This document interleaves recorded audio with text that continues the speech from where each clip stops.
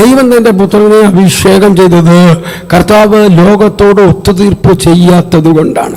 ലോകത്തെ ഭയപ്പെടാതെ നീതിക്കായി നിൽക്കുന്നവരെ ദൈവം ഇന്നും ബഹുമാനിക്കുന്നു. പലപ്പോഴും ലോകത്തിന്റെ അംഗീകാരം കിട്ടാൻ വേണ്ടി നമ്മുടെ മൂല്യങ്ങളിൽ ഒത്തുതീർപ്പ് ചെയ്യാറുണ്ട്. എന്നാൽ ദൈവത്തിന്റെ അംഗീകാരവും അഭിഷേകവും ലഭിക്കുന്നത് ലോകത്തിന് വിപരീതമായി നീതിക്ക് വേണ്ടി നിൽക്കുമ്പോഴാണ്. ദൈവത്തിന് ഇപ്രകാരം പറയുന്നു, അവിടുന്ന് നീതിയെ ഇഷ്ടപ്പെട്ട് ദുഷ്ടതയെ ദൂഷിച്ചു. അതുകൊണ്ട് നിന്റെ ദൈവം തന്നെ എന്റെ കൂട്ടുകാരെക്കാൾ അധികമായി നിന്നെ ആനന്ദതയിലും കൊണ്ട് അഭിഷേകം ചെയ്തു.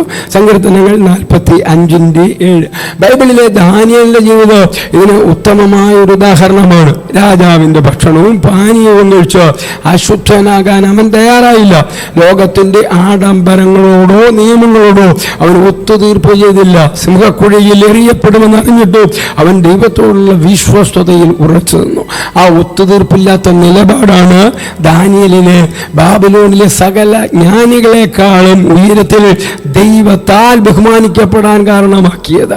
ലോകത്തോട് ഒത്തുതീർപ്പ് ചെയ്യുന്നവർ ദൈവത്തിന്റെ ശക്തി നഷ്ടപ്പെടുത്തുന്നു. ലോകത്തോട് എതിർത്തു നിൽക്കുന്നവർ ദൈവത്തിന്റെ അഭിഷേകം ഏറ്റുവാങ്ങുന്നു. മനുഷ്യരുടെ മുൻപിൽ കുനിയാത്തവരെ മാത്രമേ ദൈവത്തിന് ലോകത്തിന് മുമ്പിൽ നിവർത്തി നിർത്താൻ കഴിയൂ. നമ്മുടെ ജീവിതത്തിൽ ചെറിയ ലാഭങ്ങൾക്കോ സൗകര്യങ്ങൾക്കോ വേണ്ടി സത്യത്തെ തള്ളിക്കളയരുത്.